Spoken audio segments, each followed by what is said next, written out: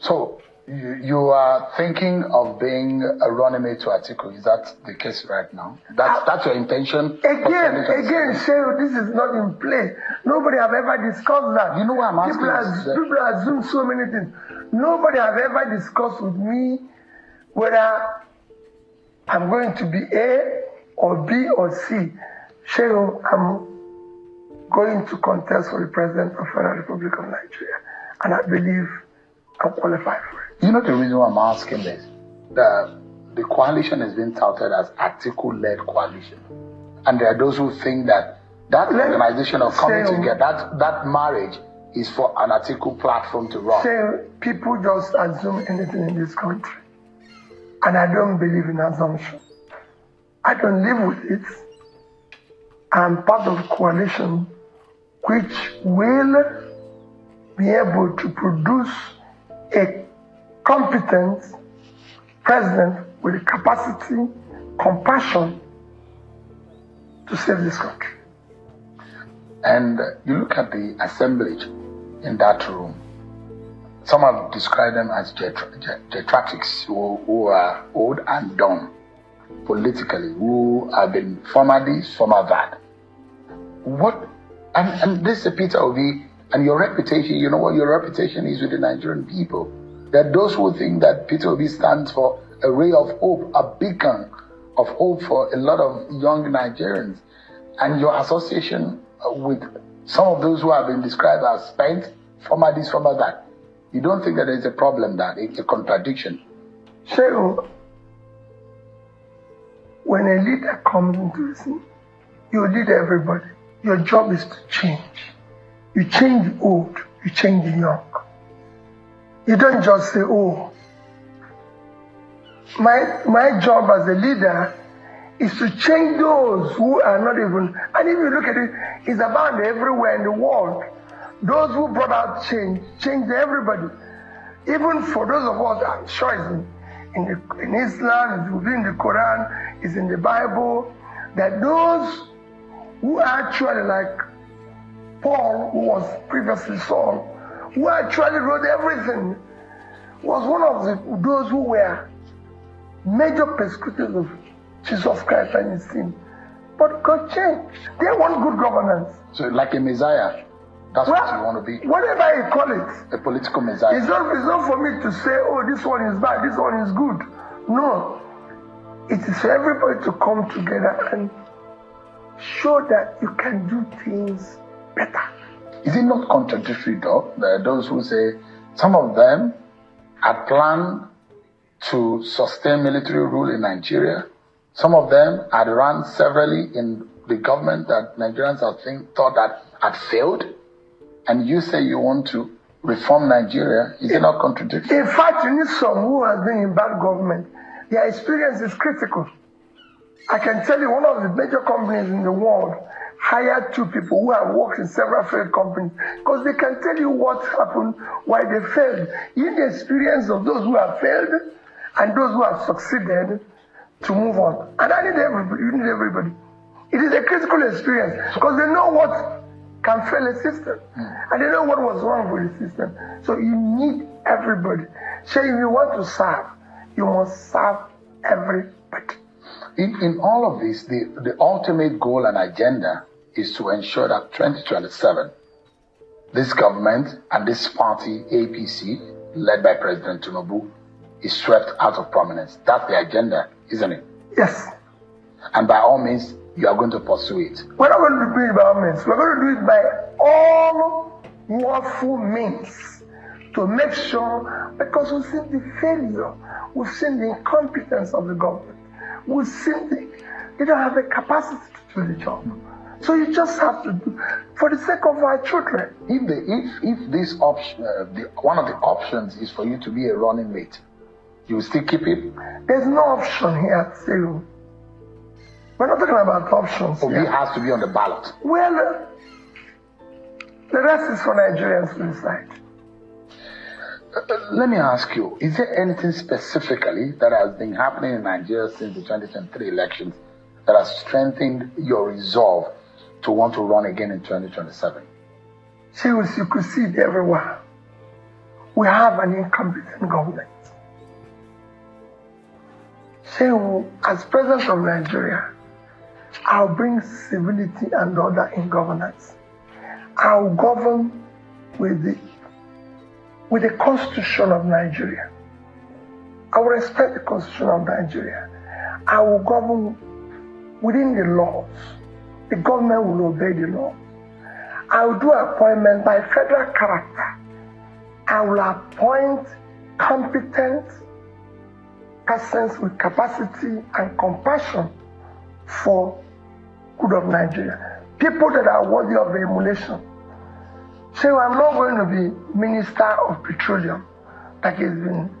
Every ministry will have substantive minister who is competent, who has the character, compassion, and capacity to run that ministry, but showing the things that as president, I will have hands-on reported to me daily or real time.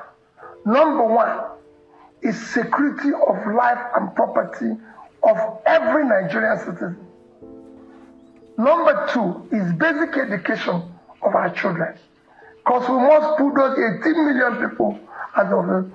So it is more important for Nigeria to invest in education than oil. The human capital of Nigeria, considering its population, is a huge asset.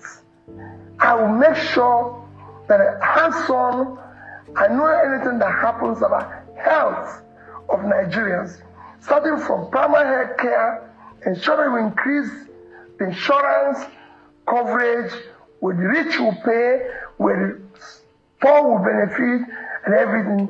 So I will make sure that I know real time what happens with agricultural products, which will drive the foundation of our manufacturing. I want to know what power we are generating daily and distributed daily. And I want to look at the SMEs, the manufacturing, to ensure that they are properly supported with adequate interest rates. And I'd like to go into details of some of the crucial areas, because you campaign in 2023, and there are those who say, well, all of the things that this government said they would do are the things that Peter Obi also said he was going to do. And I'll come to those things in a bit. But all of these things you mentioned, you said you're going to do only in one single time of 4 years. Oh yes, it's just to know what is happening to them daily. And you're not going to solve them overnight. So you don't want to spend more than 4 years as president? Completely be elected. That's it. So you can actually do all of it. You can actually. Nobody expects 100% result. They expect 100% sacrifice and effort. So we know we're driving there. So there's nobody that going anywhere is going in one day. But if we set out to go to Kaduna today, people want to see us in Kaduna Road. If we're headed to Lagos Road, we're in the wrong direction. What is happening now is that we're telling people we're going in this direction, but we're going in that direction. And so if you don't know where you're going, every road will lead you there. That's the confusion. Can Nigerians trust that commitment of a single term from you? So I said it and I put it in capital. I don't need a day more than 4 years. In fact, the day before, Nigeria in those 4 years. It's not fair. I will show the direction of good governance. That's why I said. To what end is this one single? Why do you want to spend? The Constitution allows you. You've been a two-term governor. Why do you want to? In 2 years, there had been maximum damage. That shows 2 years can change it in good direction. People want to get up and see a president that cares, a president that shows compassion. So today we have a country without compassion. Leadership without compassion doesn't exist. It's a minus. It's not good for the country. Is there anything that you see that this government is doing that lacks compassion? So, in December 18th or thereabout, several children died in a battle. I think it was December 18th. On the 19th, the president from Nigeria flew from Abuja to Lagos for Christmas holidays. Say, I will not do it. I'll go to Ibadan. I will go and look for their parents and cry with them. The president I will show them. If the president went to Benue. No, one minute. Well, there was no compassion in that. People lost their children. People lost their children that will lead this country tomorrow. He didn't do that. He went for Christmas holiday. In Benue, he was not there for days. So I will go the first day. And when he got there, he said he couldn't visit the community because of bad road. So he has not gone to Niger State, where we lost over 200, and now they said it's 600 that they're still missing, and it's presumed dead. So it's only about 15 minutes flight from Abuja to Niger. There's no compassion. So we have watched our president, top government officials in this capital of Abuja commissioning bus stations where we lost 20-something soldiers in Niger. So it will not happen. Is commissioning road more important than our soldiers that are dying? Is commissioning road more important than our children are not in school? So is road more important than children being in school? There's no compassion. There's no governance. I will not be, look at this week. This week alone, Monday, 30-something were killed in one of our states. Tuesday, 13 was killed in one of our states. Yesterday, it was over 10 in Anambra. This morning, it's over 13 in Sokoto. And our president is in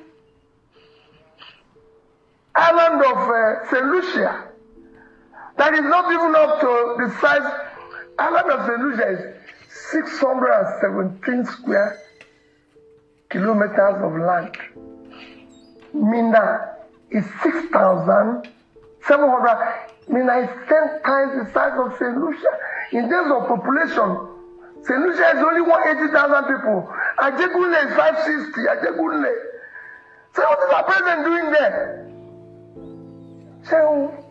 So that trip is a waste of time. Is that what you're saying? No. See, I won't do it.